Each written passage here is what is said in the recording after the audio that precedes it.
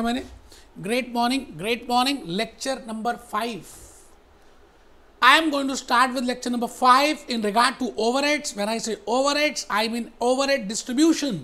That how that indirect cost is to be distributed, how that factory overhead indirect cost, how that office overheads, how that selling overheads, उन सबको हम किस तरह से बांटें cost centres में, products में, so that we can calculate the accurate cost. मैंने लास्ट लेक्चर में आपको बताया था that why there is a need for secondary distribution, that why there is a need that if there are service departments, then why there is a need that the cost of those service departments is to be shared with the production departments। ऐसा क्यों है, why we want to do that। तो आइए दोस्त, थोड़ी सी एक हल्का सा एक स्टेप और आगे लेके जाएंगे। मैं ये सभी बातें धीरे धीरे बताऊंगा, एग्जाम्पल्स कराऊंगा, आप सब कुछ रजिस्टर में नोट करना। आप ये मत सोचना कि ये बुक में, बेटा मैं आपको जो कह रहा हूँ ना बस आप चुपचाप आज के करते जाओ, ठीक है सर।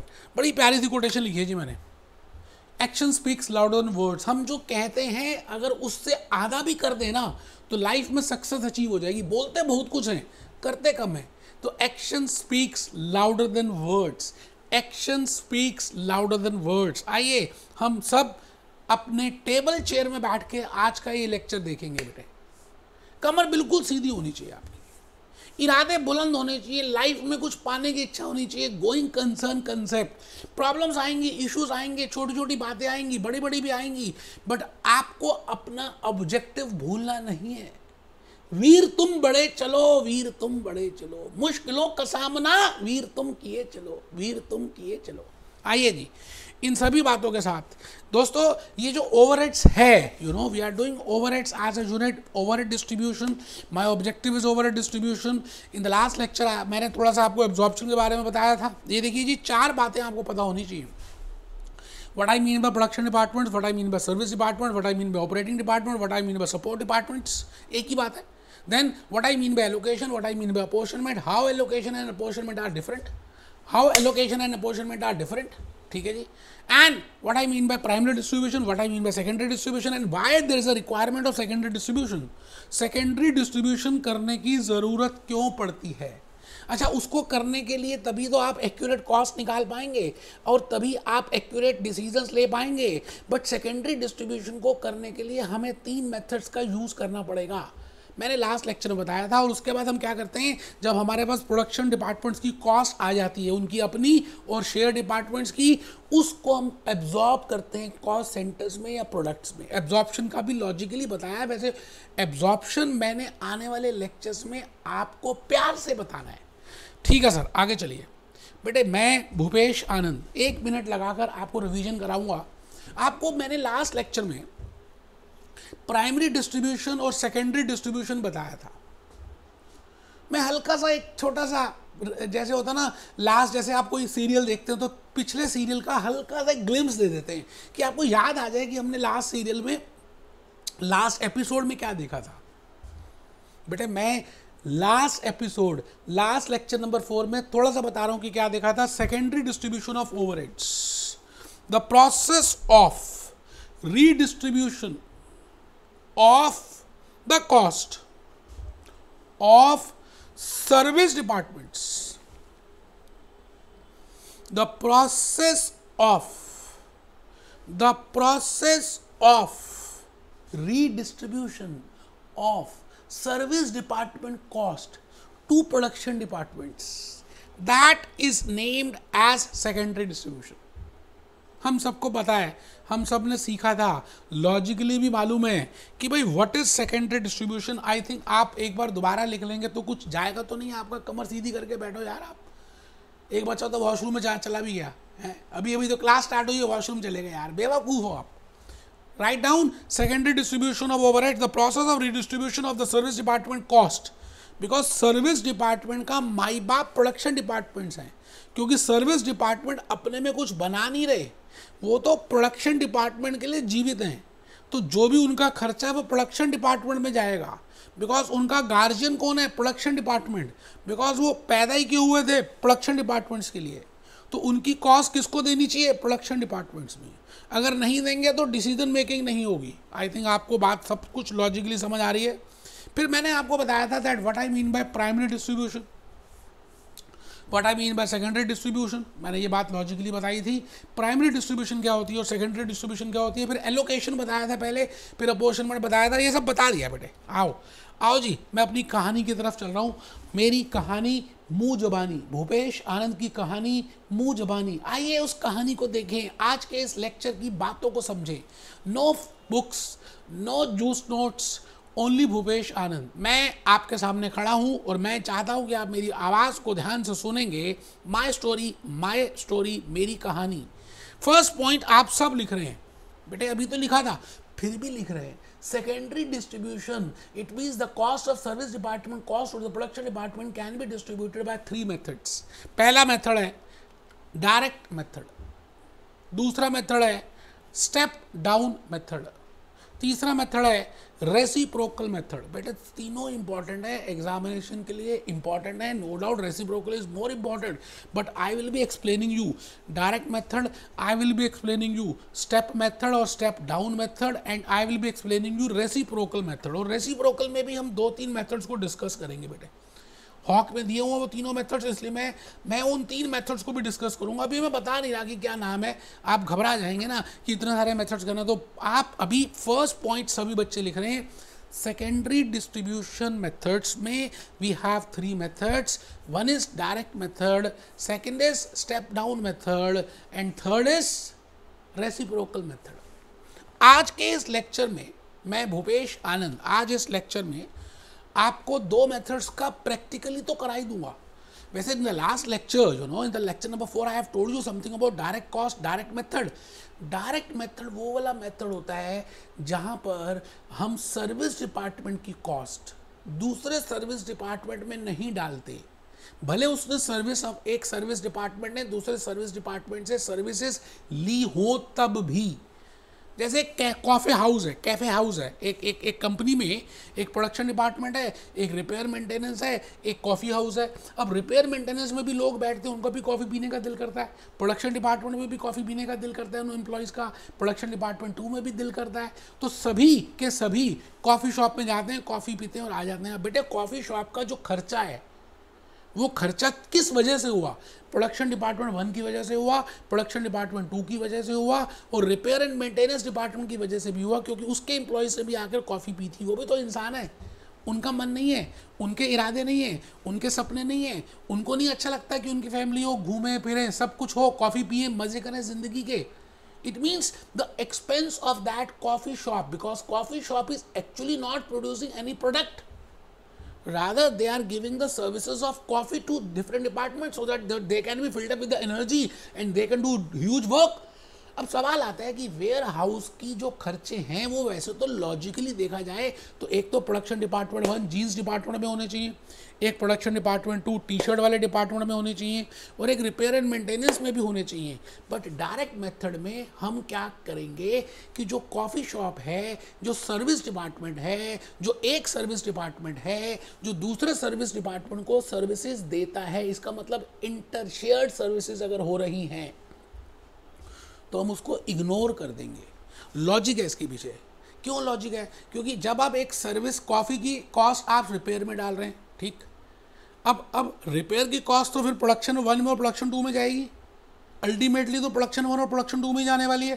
तो हम क्या करते हैं, कॉफ़ी शॉप को रिपेयर में न डालकर सीधा ही उसका खर्चा प्रोडक्शन 1 और प्रोडक्शन 2 में डाल देते हैं, जीन्स में और टी शर्ट में डाल देते हैं, थोड़ा टाइम बच जाता है। बिकॉज लॉजिकली देखा जाए तो ये कॉस्ट तो सारी की सारी अगर मैं रिपेयर में डालूं और फिर रिपेयर से खर्चा प्रोडक्शन 1 और प्रोडक्शन 2 में डालूं तो जाएगा तो लास्ट में प्रोडक्शन 1 प्रोडक्शन 2 में ही। तो my point is, in case of direct method, whenever I want to distribute it, I will distribute the service department cost directly to the production department, to the operating department, to the operating segment, and I will not transfer to service departments. तो पहले लिख ले, फिर मैं practically करके दिखाऊंगा यार, कुछ भी थ्योरी नहीं करनी हमें। Under this method, the cost of service departments are directly, I repeat my golden words. Under this method, कौन सा method? Direct method. Under direct method, the cost of service department are directly apportioned to production departments. without taking into consideration any services from one service department to another service department, without taking any consideration, without taking any consideration, without taking any consideration of services from one service department to another service department. I think आप बात को logically समझ रहे हैं जो मैं कहना चाह रहा हूँ. जैसे मैंने अभी अभी एग्जांपल दिया लीवाइस जीन्स का, कि एक जीन्स बना रहे हैं, एक टी शर्ट बना रहे हैं, एक रिपेयर एंड मेंटेनेंस है और एक वेयर हाउस है. या मैंने जान के वेयर हाउस की जगह चलिए वेयर हाउस ही ले लेते हैं. अब वेयर हाउस की सर्विसेज रिपेयर वालों को भी गई, प्रोडक्शन वालों को भी गई, जीन्स वालों को भी गई, टी शर्ट वालों को भी गई. बट जब मैं वेयर हाउस के खर्चों को चार्ज कर रहा हूँगा तो मैं उसको रिपेयर में नहीं चार्ज करूँगा, क्योंकि अल्टीमेटली रिपेयर का जो खर्चा होगा वो प्रोडक्शन में ही जाने वाला है. इस बात से, इस थॉट से, इस स्कूल ऑफ थॉट से, इस विचार से मैं एक सर्विस डिपार्टमेंट की कॉस्ट दूसरे सर्विस डिपार्टमेंट में नहीं डालूंगा. अब एक बच्चा कहता है तो जुगाड़ है. हाँ बेटे जुगाड़ है, इसीलिए इस मेथड को हम ज्यादा प्रयोग में नहीं करते. We do not use this method frequently, you know, because this is no doubt a method which is a jugaad. So आइए एक क्वेश्चन करके देखते हैं. थोड़ा सा जो मैं कहना चाहता हूँ शायद वो प्रैक्टिकली आपको समझ आए. मैंने माना कि जीन्स एक डिपार्टमेंट है, जैसे हम लीवाइस जीन्स का एग्जाम्पल ले रहे हैं लास्ट 2-3 लेक्चर से, और टी शर्ट भी बनाते हैं लीवाइस और जीन्स भी बनाते हैं, और बेटे एक रिपेयर एंड मेंटेनेंस है और एक वेयर हाउस है. मैंने माना, अज्यूम किया कि भाई प्राइमरी डिस्ट्रीब्यूशन हो गया, प्राइमरी डिस्ट्रीब्यूशन हमने कर लिया है, और प्राइमरी डिस्ट्रीब्यूशन में 1 लाख रुपए की कॉस्ट आ रही है जीन्स में, $50,000 की कॉस्ट आ रही है प्राइमरी डिस्ट्रीब्यूशन के बाद, मतलब ओवरहेड्स की कॉस्ट आ रही है टी शर्ट्स में, और उसके बाद रिपेयर एंड मेंटेनेंस में $2 लाख की कॉस्ट आ रही है, और वेयर हाउस में $3 लाख की कॉस्ट आ रही है. It means after primary distribution these are the overheads of different departments. But my point is I want to find out after secondary distribution how much is the overheads of jeans and of T shirts. And I can do secondary distribution by 3 methods. One is the direct method, second is the step down method, and the third is the reciprocal method. So as per direct method, I will not, supposingly मैंने नीचे लिखा repair and maintenance department has given services, और repair maintenance department ने jeans वाले को 50% services दी, T shirt department को 40% services दी, और 10% सर्विसेज वेयर हाउस वालों को दी. किसने दी? रिपेयर ने. ठीक है जी. इसी तरह से वेयर हाउस सर्विस डिपार्टमेंट ने 30% सर्विसेज दी जीन्स डिपार्टमेंट को, 40% की सर्विसेज दी टी शर्ट डिपार्टमेंट को, और 30% की सर्विसेज दी रिपेयर एंड मेंटेनेंस को. इसका मतलब it is a case of shared services, it is a case of inter service department, it is a case of when one support department has given the services to the another service department. एक support department ने दूसरे को और दूसरे ने पहले को आपस में दी. मतलब ये हुआ बेटे, मतलब ये हुआ कि रिपेयर वाले ने वेयर हाउस को दी, और वेयर हाउस वाले ने रिपेयर को दी, रिपेयर वाले ने वेयर हाउस को दी, वेयर हाउस वाले ने रिपेयर को दी. आपस में इंटर डिपार्टमेंटल सर्विसेज का काम हुआ. ठीक है सर, बहुत बढ़िया. तो अब अगर मैं डायरेक्ट मेथड लगाऊंगा तो मैं क्या करूंगा, मैं रिपेयर की जो कॉस्ट है ना बेटे, रिपेयर की कॉस्ट जो है $2 लाख, प्राइमरी डिस्ट्रीब्यूशन की $2 लाख है.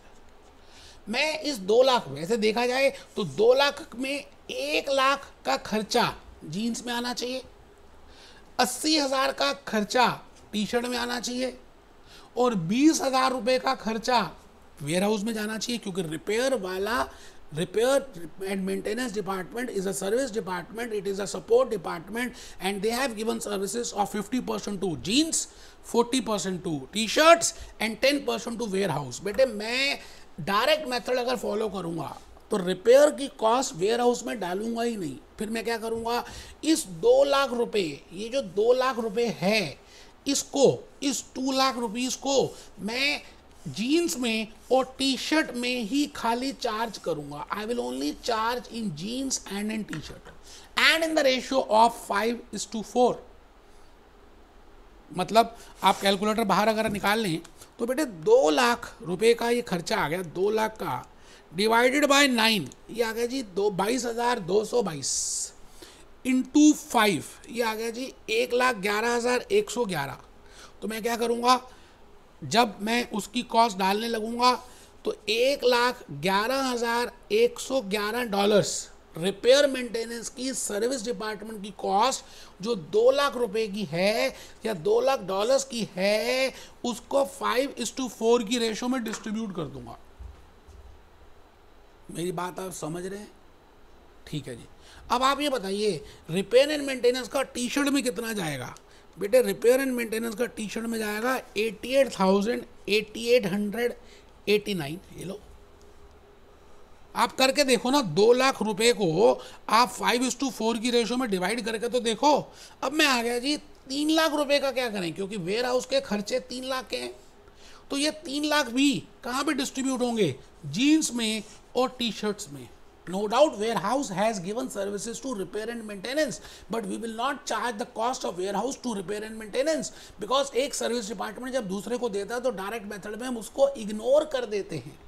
3 लाख को किस रेशो में करेंगे जी? हम करेंगे 3:4 की रेशो में। बेटे ये तो इग्नोर ही कर दूंगा, रिपेयर को कितनी दी? 3:4। तो आइए 3 लाख को हम करें 3 lakh divided by 7 into 3, that comes to बेटे ये आ रहा है 1 लाख, ये आ रहा है बेटे, ये आपके सामने ही है 1,28,571 डिवाइडेड बाय 3 इंटू 4, ये आ गया जी 1,71,429। आराम से मैंने अप्रॉक्सीमेट किया है, मुश्किल नहीं है यार। वो तो आप खुद खड़ के आप लेट के पढ़ रहे हो ना, आप कैलकुलेटर रखते नहीं अपने पास, अपने आप को समझते पता नहीं क्या मोबाइल से या कैलकुलेशन कर रहे हो। मोबाइल तो अलाउड ही नहीं है बेटे। थोड़ा सा स्टेप्स एक्टिविटीज करनी पड़ेंगी यार, तभी तो एनर्जी आएगी, और एनर्जी आएगी तभी कर पाएंगे।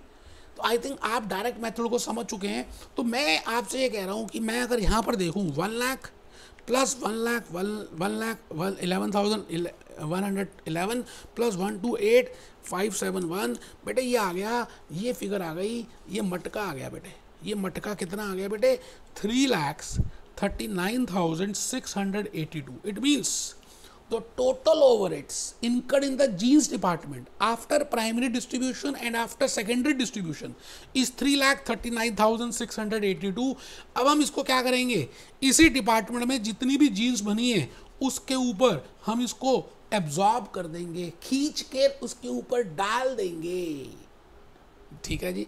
इसी तरह से अगर आप टी शर्ट डिपार्टमेंट को देखें तो मैं आपके लिए दोबारा से करके दिखा सकता हूँ। 50,000 प्लस 88,889 प्लस 171,427, बेटा ये आ गया, ये आपके सामने इस मटके की फिगर आ गई 3,10,316। आराम से मैं भूपेश आनंद आपके सामने इस समय सेकेंडरी डिस्ट्रीब्यूशन कर रहा हूं, and that too in the direct method. मैं आ गया जी नेक्स्ट मेथड की तरफ, जिसका नाम है स्टेप मेथड कह दें, या स्टेयर मेथड कह दें, या स्टेप डाउन मेथड कह दें। एक ही बात है बेटे, भगवान कृष्ण के बड़े सारे नाम थे, आप जिस मर्जी नाम से बुला लो। स्टेप मेथड और स्टेप डाउन मेथड और स्टेप कुछ भी बेटे, ये नेक्स्ट मेथड है सेकेंडरी डिस्ट्रीब्यूशन का। एक बच्चा पूछ रहा है जी पेपर में कौन सा मेथड करना है, आपको बताया जाएगा कौन सा मेथड करना है। अभी आप उस बात की टेंशन ना लें, पहले ये तो देख लें कि इस मेथड में करते क्या है, ये क्या करना है, वो क्या करना है, थप्पड़ मारो खींच के। अभी पहले सुन तो लो स्टेप मेथड है क्या, पेपर में क्या करना है, वो क्या करना है। स्टेप मेथड मीन्स हम यहाँ पर क्या करने वाले हैं, थोड़ा सा हट के करेंगे डायरेक्ट मेथड से। बेटे स्टेप मेथड में जैसे मैं कहता हूँ कि 2 डिपार्टमेंट्स थे हमारे सर्विस के, रिपेयर मेंटेनेंस और वेयर हाउस। अच्छा, रिपेयर मेंटेनेंस और वेयर हाउस मान लेते हैं, मैं आपके लिए छोटी सी बात समझाने के लिए कर रहा हूँ कि भाई एक तो था जीन्स, एक था टी शर्ट, और ये है बेटे रिपेयर एंड मेंटेनेंस, और ये है वेयर हाउस। ठीक है जी। अब हम ये देख रहे हैं, अब हम ये चेक कर रहे हैं कि रिपेयर मेंटेनेंस ने कितनी सर्विसेज दी वेयर हाउस को। मान लेते हैं 20% सर्विसेज दी, और वेयर हाउस ने कितनी सर्विसेज दी? रिपेयर एंड मेंटेनेंस को मान लेते हैं 30% सर्विसेज दी, मतलब बाकी तो दी जीन्स में और उसमें तो दी। इट मीन्स अगर आप ध्यान से देखें तो रिपेयर मेंटेनेंस ने अपनी 20% सर्विसेज दी, लेकिन उसने 30% सर्विसेज ले ली। मेरी बात आप समझ रहे हैं? मैं आपसे क्या कह रहा हूं? मैं आपसे ये कह रहा हूं, चलिए पहले एक बार थोड़ा सा लिख लेते हैं, फिर आपको थोड़ा सा ज्यादा आएगा। Cost of most serviceable department is first apportion to other service departments. अब एक बच्चा कहता है मोस्ट सर्विसेबल डिपार्टमेंट, बेटा उसी लिए तो एग्जांपल बताया था, आप सुनते तो हो नहीं। मैंने कहा जी जिसको ज्यादा सर्विसेज मिली, जैसे मैं यहां पर ये कह रहा हूं रिपेयर एंड मेंटेनेंस ने वेयर हाउस से 30% सर्विसेज ली और वेयर हाउस ने रिपेयर मेंटेनेंस से 20% सर्विसेज ली, तो ज्यादा सर्विसेज किसने ली एक दूसरे सर्विस से? रिपेयर एंड मेंटेनेंस ने ज्यादा सर्विसेज ली फ्रॉम वेयर हाउस।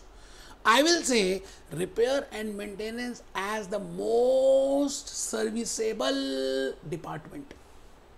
तो पहले हमें पता होना चाहिए ना मोस्ट सर्विसेबल डिपार्टमेंट है क्या। आई रिपीट, भाई मैं कहता हूं मैंने आपको सर्विसेज दी, आपने मुझे दी। मैंने आपको 50% सर्विसेज दी, आपने मुझे 30% सर्विसेज दी। इसका मतलब आप जो हैं ज़्यादा सर्विसेबल डिपार्टमेंट हैं, मैंने आपसे कम ली हैं, आपने मुझसे ज़्यादा सर्विसेज ली हैं। It means you will be regarded as most serviceable department. Getting my point? अच्छा, जो मोस्ट सर्विसेबल डिपार्टमेंट होगा ना, पहले उसके कॉस्ट को हम डिस्ट्रीब्यूट करेंगे सब में, सर्विस में भी प्रोडक्शन में भी। और जो जिसने सर्विसेज कम ली होंगी फिर नेक्स्ट स्टेप उसको करेंगे, फिर जिसने सबसे और भी कम ली होंगी फिर उस सर्विस डिपार्टमेंट को करेंगे। मतलब आप यहां पर प्रायोरिटी सेट करेंगे कि कौन से सर्विस डिपार्टमेंट की कॉस्ट आपको पहले बांटनी है। मैंने कहा जो सर्विस डिपार्टमेंट सबसे ज्यादा सर्विसेज ले रहा होगा दूसरों से ज्यादा सर्विसेज ले रहा होगा, इसका मतलब उस डिपार्टमेंट का नाम होगा मोस्ट सर्विसेबल डिपार्टमेंट। उसकी कॉस्ट को पहले हम डिस्ट्रीब्यूट कर देंगे। आइए थोड़ा सा लिखते हैं बेटे, तो लॉजिकली समझ आएगा। इजी है, बड़ा बहुत इजी है यार। Cost of the most serviceable department. एक बच्चा ना लिख नहीं रहा, वो कहता है पेपर आना है नहीं, एमसीक्यू आना है। थप्पड़ मारो थप्पड़ यार, कमर सीधी करके चुपचाप लिख लो, ये नहीं आना वो नहीं आना। Cost of most serviceable department is first apportioned to other service departments. Cost of most serviceable department, जिसने सबसे ज्यादा सर्विसेज ली होंगी, जिसने जैसे कहते हैं ना श्रीलंका की बात करें तो आजकल श्रीलंका में इमरजेंसी है क्योंकि श्रीलंका अपना कुछ प्रोड्यूस नहीं कर रही।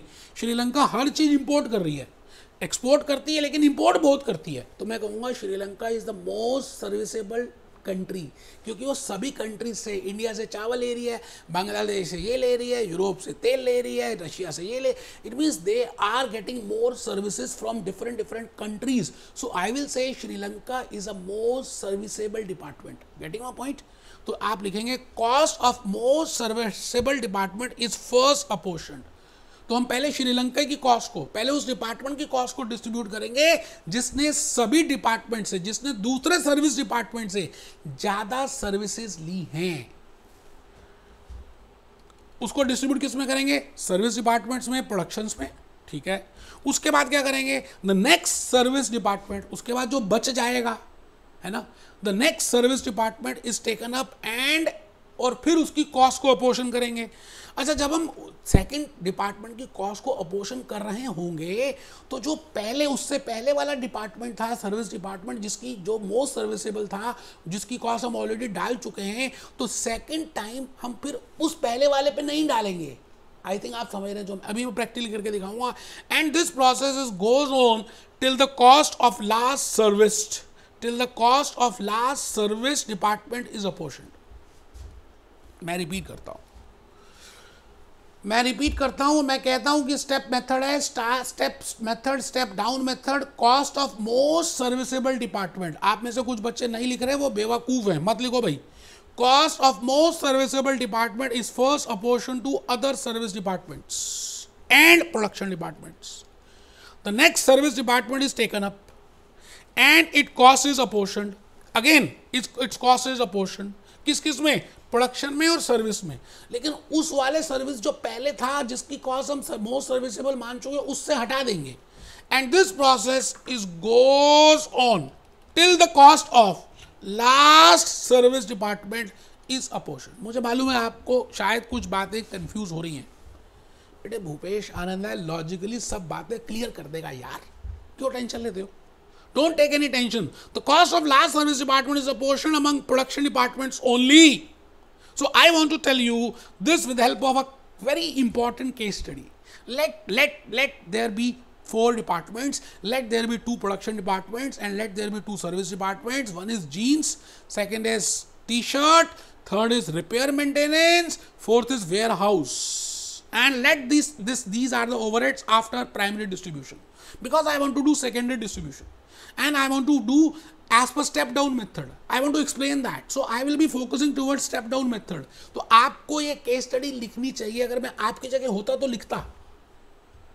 प्राइमरी डिस्ट्रीब्यूशन के बाद $1000 की कॉस्ट आ गई मान लेते हैं जीन्स में, $500 की कॉस्ट आ गई टी शर्ट्स में, और रिपेयर मेंटेनेंस में $200 की कॉस्ट आ गई, और वेयर हाउस में $100 की कॉस्ट आ गई. The service department overheads are to be distributed. अब नीचे मैंने आपको डिस्ट्रीब्यूशन बताई है कि जो रिपेयर एंड मेंटेनेंस है उसका माई बाप कौन है, उसने खर्चा क्यों किया है, why they have incurred expense and on हुम दे हैव इनकर्ड एक्सपेंस. तो उन्होंने कहा जी रिपेयर एंड मेंटेनेंस ने जो सर्विस डिपार्टमेंट था, जो सपोर्ट डिपार्टमेंट था, उसने 50% सर्विसेज जीन्स वाले को दी, 40% सर्विसेज टी शर्ट को दी, और वेयर हाउस को 10% दी. वेयर हाउस ने 60% जीन्स को दी, 20% टी शर्ट्स को दी, और 20% रिपेयर एंड मेंटेनेंस में दी.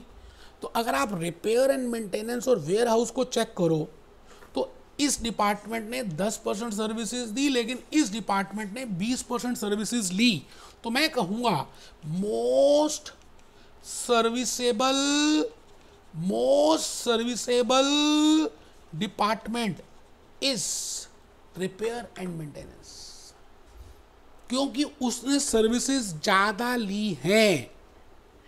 वेयर हाउस ने खाली 10% सर्विसेज ली, लेकिन रिपेयर मेंटेनेंस ने 20% सर्विसेज ली. तो मैं ये कहना चाहता हूं कि रिपेयर एंड मेंटेनेंस डिपार्टमेंट को ने जो 20% सर्विसेज ली is regarded as a most serviceable department. तो मैं क्या करूंगा, सबसे पहले कहानी कहां से शुरू करूंगा, रिपेयर एंड मेंटेनेंस से. इसकी कॉस्ट को डिस्ट्रीब्यूट करूंगा सभी में. अच्छा, जब रिपेयर मेंटेनेंस की कॉस्ट डिस्ट्रीब्यूट हो जाएगी तो फिर वेयर हाउस की करूंगा. अच्छा, वेयर हाउस की फिर खाली प्रोडक्शन में करेंगे. जो पहले डिपार्टमेंट की हम डिस्ट्रीब्यूट कर चुके हैं उसको मरा ही रहने देंगे, उसको जिंदा नहीं रखेंगे. ठीक है जी, प्रैक्टिकली करके देखते हैं. मैं भूपेश आनंद आज आपके सामने प्रैक्टिकली करके दिखाता हूँ कि मैं कहना क्या चाह रहा हूँ. आइए जी, आइए एक बार हम सब एक चार्ट प्रिपेयर कर लें. जीन्स का, टी शर्ट का, रिपेयर मेंटेनेंस का लाइंस ड्रॉ कर लें. ये मैंने यहाँ पर लिखा प्राइमरी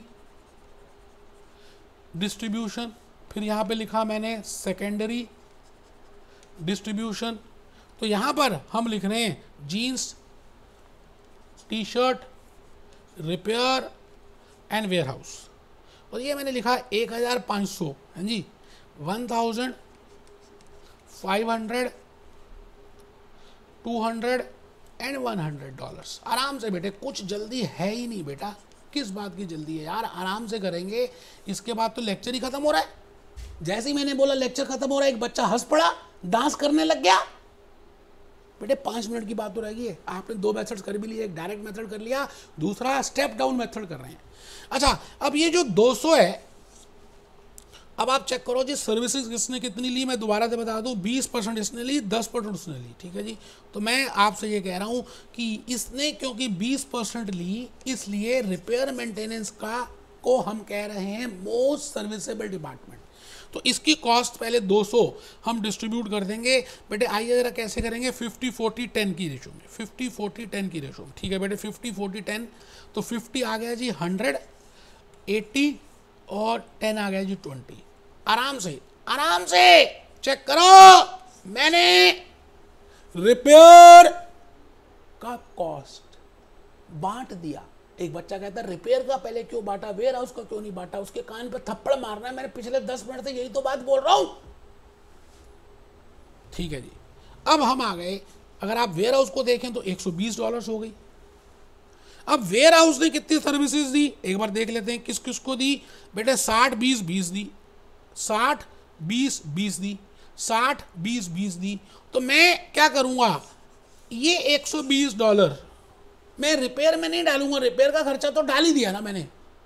तो मैं 6:2 या 3:1 की रेशो में 120 को डिवाइड कर दूंगा और फिर मैं यहां पर लिखूंगा क्या, 90 और 30। यहां पे कुछ नहीं करूंगा, यहां पे कुछ नहीं करूंगा। आई थिंक आप समझ रहे हैं जो मैं कहना चाहता हूं। As per step down method, जो एक बार सर्विस डिपार्टमेंट, जो मोस्ट सर्विसेबल डिपार्टमेंट था, जहां से आपने कहानी शुरू की थी, जब आपने वहां पे डिस्ट्रीब्यूट करके उसको ख़त्म कर दिया तो उसकी कहानी वहीं पे ख़त्म हो गई, द एंड। फिर दोबारा से नया लड़का और नई लड़की नहीं आएगा, गांव नहीं बसेगा यार, खत्म हो गया, मर गए, बर्बाद हो गए कोविड में। तो आपने यहां पर 1190 लिखना है और यहां पर 610 लिखना है। It means this cost that is $1,190 is for jeans and $610 is for t-shirts. This is the total overheads after secondary distribution, after primary distribution. Now this cost is to be absorbed in the cost centers or in the units produced or jeans produced or t-shirts produced. बेटे आज के इस lecture में मैंने secondary distribution को बताया। अभी 2-3 lectures और लगेंगे सेकेंडरी डिस्ट्रीब्यूशन में, क्योंकि जो थर्ड मेथड है रेसिप्रोकल मेथड, वो बड़ा इंपॉर्टेंट मेथड है, उसको बताना बड़ा जरूरी है। उसके अंदर 3 मेथड्स हैं और पेपर में वही मेथड आता है। तो हम नेक्स्ट लेक्चर नंबर 6 में उस मेथड को डिस्कस करेंगे। Be happy, be jolly, B